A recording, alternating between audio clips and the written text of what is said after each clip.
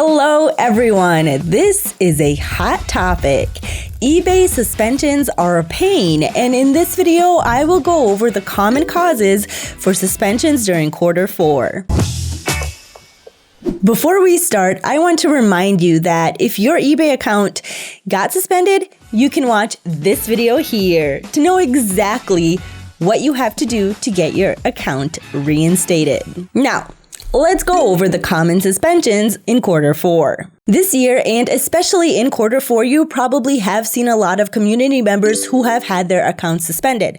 Sometimes they succeed in reopening their accounts, but sometimes not so lucky. There are three main reasons for suspending accounts during this period. 1. Non-compliance with shipping policies. 2. Failed cash flow management. And 3 is incorrect customer service handling. So let's go over non-compliance with shipping policies.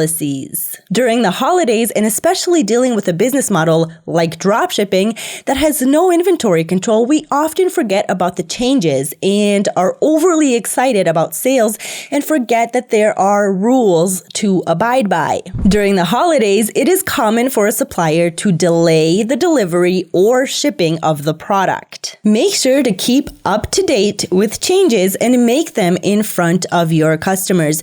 If you work with a small supplier or retailer or wholesalers, it really does not matter, as the importance of meeting your policy is a top priority. eBay views your service as a top priority and your responsibility is to provide it. Let's talk about the second most common suspension in Q4, which is failed cash flow management. With the transition to manage payments that sometimes takes up to 72 hours of waiting to wire the money, it is clear that this hurts a lot of merchants who are not prepared for it and don't know how to prepare for such a time window. In such a situation, the seller waits 3 days for the money to go to his Payoneer account. Unlike working with PayPal, that the seller has instant access to the money. It caused too many merchants to delay delivery, to be faced with open cases by customers, to gain multiple negative feedbacks, and much more. All that leads to temporary suspension of the store and sometimes even a permanent loss. The solution for these cases is simple. Just estimate your cash flow correctly. Like any business, you need cash flow control, and without such complete control, you can get lost easily. My recommendation is to hold at any time in the bank of the business at least 5 days orders on average. For example, if your store sells $500 a day, you want to have in the bank at least $2,500 to cover any malfunction that may come up.